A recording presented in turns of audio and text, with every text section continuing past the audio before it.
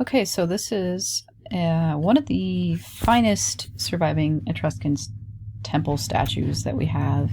It's life-size. It's of Apullu, sorry, which is Apollo, and it was originally on the rooftop of the Portinacio temple in Veii, Italy.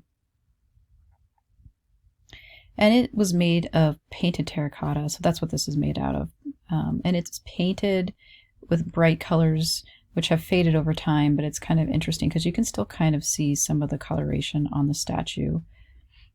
And it's from around 510 to 500 BCE, and it's known as the Apollo of Veii, and it's one of a group of at least 4 painted terracotta figures that decorated the temple's wooden ridge beam. So this was found on the temple's roof, and it was a familiar theme, the 12 labors of Heracles, which was a Greek myth, and the myths in Etruria followed the Greek myths. So Apullu confronted Heracles, or Heracle, which is the Etruscan name for Heracles, for the possession of the gold-horned animal sacred to the god sister Artemis, which is Artemis. And it's so cool that we can see some of that original paint. If you look and see, you can see the garment folds are very much like the folds on some of the archaic Greek Korai statues, but there's a little bit more vigor in his standing motion than in the statues from Greece at this time. There's more movement, and his arms are really quite animated. They're away from his body, and his face is a little more animated than a lot of the archaic Greek statues as well, except he does still have that archaic smile. And this is thought to be made by an artist called Vulca from Veii, who was one of the most famous Etruscan sculptors of this particular time period. So this is a sarcophagus with a reclining couple from the Banditaocia necropolis in Cerveteri, Italy, 520 BCE. It's also painted terracotta. So terracotta statues were not only featured on Etruscan temples, but they were also found in Etruscan tombs. So this particular terracotta sarcophagi depicts a man and a wife reclining on a banquet couch. So you can see the piece of furniture here, probably maybe with a leather pad on it or something, some sort of pad that they're laying on together. And this is, like I said, found in Cerveteri, Italy, and it dates from 530 BCE, and it was once brightly painted, and the figures are life-size as well. And the fact that this piece shows the wife as prominently as the husband is interesting to note, because it just shows that Etruscan women were held a higher place in society. So in Greece, women were really confined to their homes, and unless they were slaves or courtesans, they were at home, basically. And so the subject matter of a husband and wife sharing a banquet couch is definitely uniquely Etruscan. And women in Etruria held relatively high statuses and enjoyed more independence when compared with their Greek counterparts.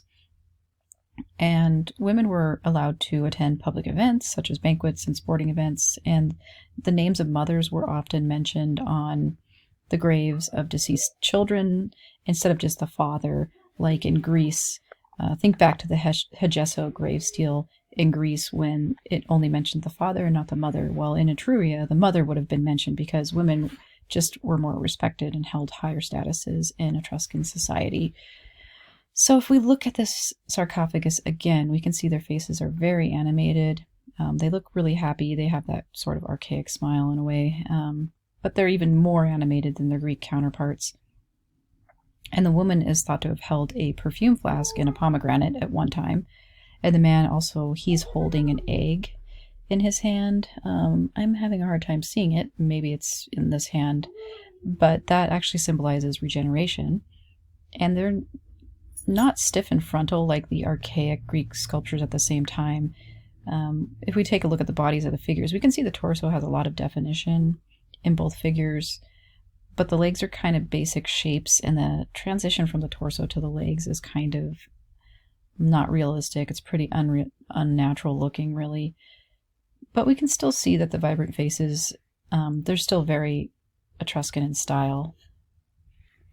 And the gesturing animated arms and hands are also very Etruscan in style too. That's one of the features of Etruscan statuary is the arms and the hands are typically gesturing and moving, and more movement in the limbs basically of the hands and the arms than in Greek art. So here's a tumuli in the Banditaocia Necropolis, Cerveteri, Italy, 7th to 2nd centuries BCE. So this is kind of an important necropolis in Cerveteri, Italy, and this is kind of where the wealthy Etruscan families built this really extensive network of tombs in the 7th century. And the interiors were cut into the bedrock, and then an earthen mound was put on top, and the earthen mound is called a tumulus. And so we can have a look at the two most elaborate tombs from this particular necropolis. So this is called the interior of the Tomb of Shields and Chairs from the Banditaocia Necropolis in Cerveteri, Italy, 550 to 500 BCE. And this particular tomb features a lot of these shield shapes and chair shapes. So there's kind of these stone chairs. And the chairs are kind of these rock-cut chairs that are still kind of part of fabric of the stone wall. And they think that there were probably terracotta statues sitting in these chairs at one time. And, they're not sure if these are actually shields, but they resemble shields. So that's kind of where the name of the tomb came from, basically.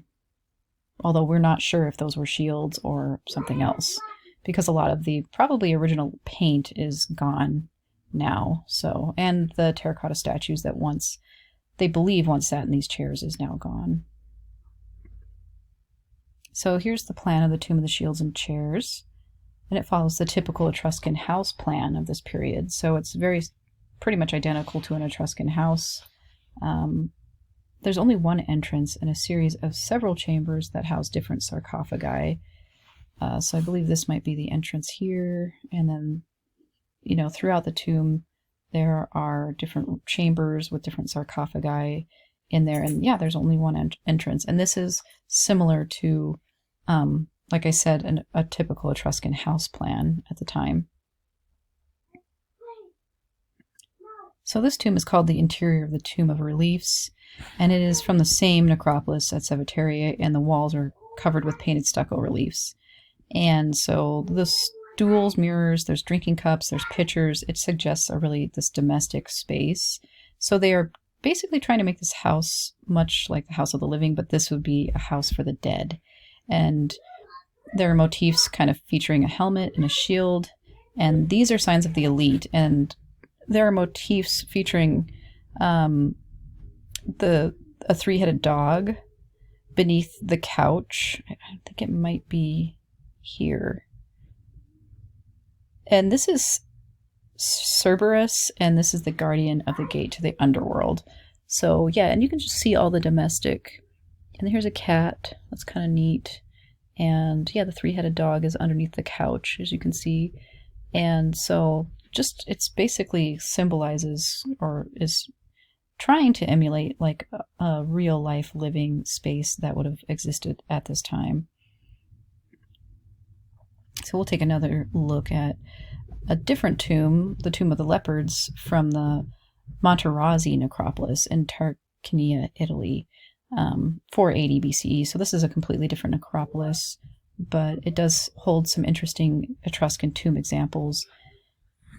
And this one is called the Tomb of the Leopards due to the leopards up here on the far back wall.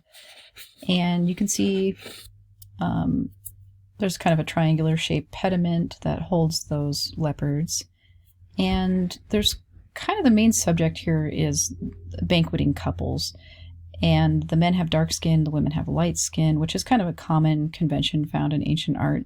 And then servants are attending the guests, and musicians are playing music and entertaining them. I think this guy's playing a flute over here. This guy has a harp. Here's some of the banqueting couples here.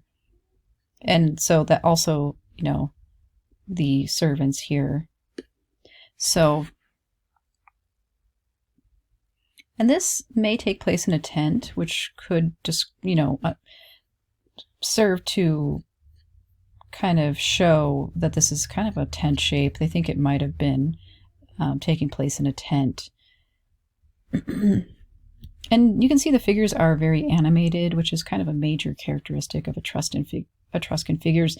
They make these exaggerated gestures. They have enlarged hands. You can see here. They are using a lot of movement. They're animated. And one man on the couch, the far right of the rear wall, is actually holding up an egg. I believe it's him. And that references regeneration, which is a common thing that we've seen. And it's kind of a joyful scene, and it shows the good life that these wealthy Etruscans enjoyed during this time period. Let's take a look and see how much time we have. Okay, we're doing pretty good.